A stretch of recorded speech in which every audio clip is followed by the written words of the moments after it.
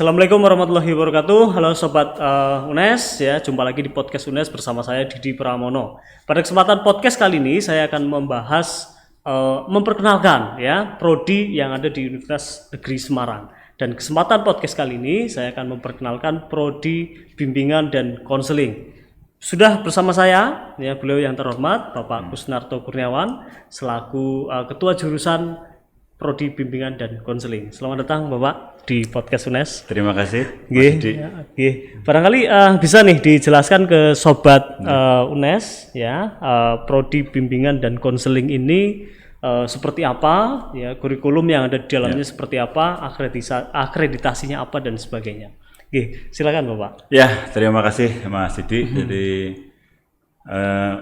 jurusan bimbingan dan konseling Fakultas Ilmu Pendidikan Universitas Negeri Semarang ini kalau dari sejarah lahirnya merupakan jurusan yang tua karena memang bersamaan dengan lahirnya Fakultas Ilmu Pendidikan. Ya.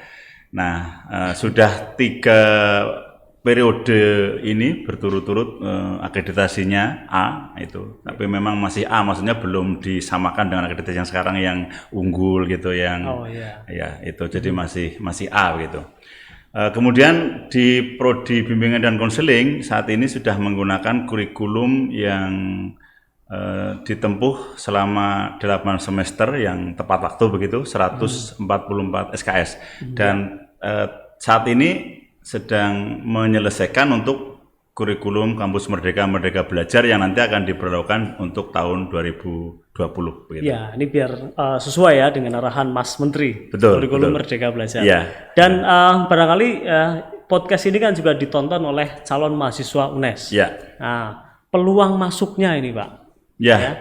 Kalau peluang masuknya untuk jurusan bimbingan konseling dari tahun ke tahun termasuk yang diminati dari keketatan.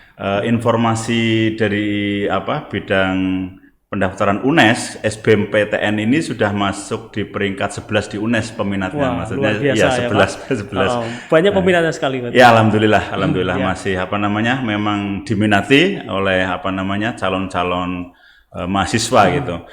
Mungkin memang mereka tertarik ingin menjadi guru bimbingan dan konseling yang bagus di sekolah begitu, yang memang bisa memberikan pelayanan terbaik untuk generasi yang akan datang itu, Mas. Ya, oke. Tentu dengan banyaknya peminat ini tentu tidak terlepas dari prestasi, sukses story dan sebagainya. Nah, barangkali bisa diceritakan untuk semakin mempromosikan prodi bimbingan dan konseling ini, Pak. Ya, baik. Untuk kalau untuk peluang kerja dulu ya, Mas ya, mungkin ya. Ya, bisa jadi di situ yang jelas utamanya untuk guru bimbingan dan konseling ya, guru bimbingan dan konseling atau disebut juga konselor, terutama di sekolah. Di sekolah mulai dari SMP, SMA, SMK itu, MA termasuk MTS.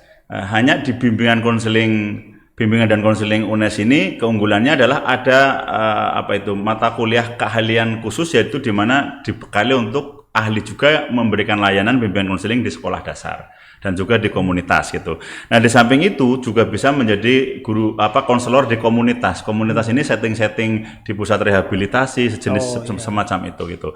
Kemudian juga bisa menjadi Widya Iswara, WI sebutannya itu. Ya, terutama WI BK gitu.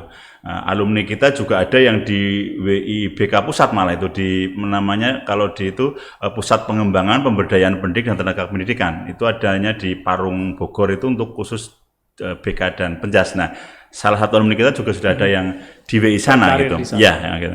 Juga bisa menjadi motivator ini beberapa alumni juga praktek seperti yang di Tegal itu menjadi motivator juga cukup banyak dimanfaatkan dalam tanda petik, maksudnya digunakan gitu, terutama oleh sekolah-sekolah yang biasanya menyiapkan untuk menghadapi ujian gitu. Juga bisa menjadi trainer juga ada seperti itu.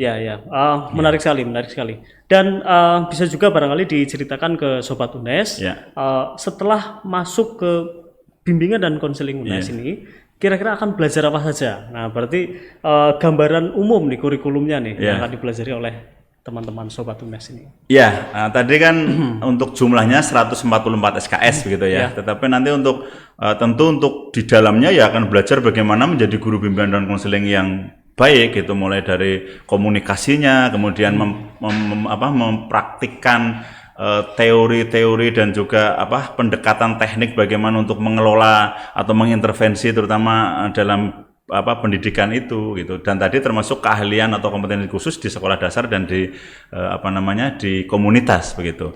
Itulah itu memang direncanakan untuk diselesaikan dalam 8 semester sesuai dengan yang menjadi kebijakan di kurikulum UNES begitu. Baik, terima kasih. Menarik sekali Bapak ya. Barangkali untuk teman-teman Sobat UNES yang mau tahu lebih jauh lagi, silakan main-main ke UNES, secara spesifik main ke Prodi Bimbingan dan Konseling UNES. Oke, terima kasih. Barangkali ada pesan-pesan lagi Pak yang bisa disampaikan kepada Sobat UNES ya sebelum kita akhiri podcast kita kali ini. Ya, jadi tadi untuk prestasi saya lupa tadi, mahasiswa itu sudah banyak prestasinya baik di level nasional maupun internasional, terutama dalam IC, dalam layanan konseling itu pendekatan dan teknik, juga di non akademik juga banyak dan tidak kaitannya dengan BK, misalnya sebagai duta, kemudian duta pariwisata, duta gitu, banyak juga karate juga bahkan ada, puisi juga banyak, dan juga ini Mas, di samping memang kalau unit kegiatan mahasiswa itu kan ada di tingkat universitas, di bimbingan konseling jurusan kami itu ada komunitas-komunitas, artinya memang orang-orang yang suka dengan kegiatan itu. Ada yang kaitannya dengan seni, olahraga, musik, kemudian ilmiah juga ada, pencinta alam juga ada. Pencinta alam juga beberapa kali sudah melakukan di kegiatan-kegiatan kemanusiaan, termasuk yang dulu itu erupsi Merapi misalnya gitu. Nah, kalau prestasi-prestasi lain alumni dari BK UNES ini sekarang juga banyak yang sudah menduduki posisi penting, misalnya seperti Prof. D.Y.P. Sugiarto ini menjadi koordinator LL Dikti di wilayah 6 Jawa Tengah juga. Ya, tentu teman-teman dari PTS tentu sudah familiar dengan sangat kenal ya. Ya, oke. Baik, terima kasih teman-teman Sobat UNES sudah menyaksikan podcast kami. Terima kasih juga untuk Pak Kusnarto. Podcastnya harus sudah kita akhiri nih ya. Padahal masih banyak pembahasan menarik yang perlu kita bahas. Tapi kalau masih penasaran, ya silakan bisa komentar di kolom komentar di bawah ini ya. Oke, terima kasih teman-teman sampai di sini. Terima kasih Pak Kus. Sekian. Assalamualaikum warahmatullahi wabarakatuh. Waalaikumsalam warahmatullahi wabarakatuh.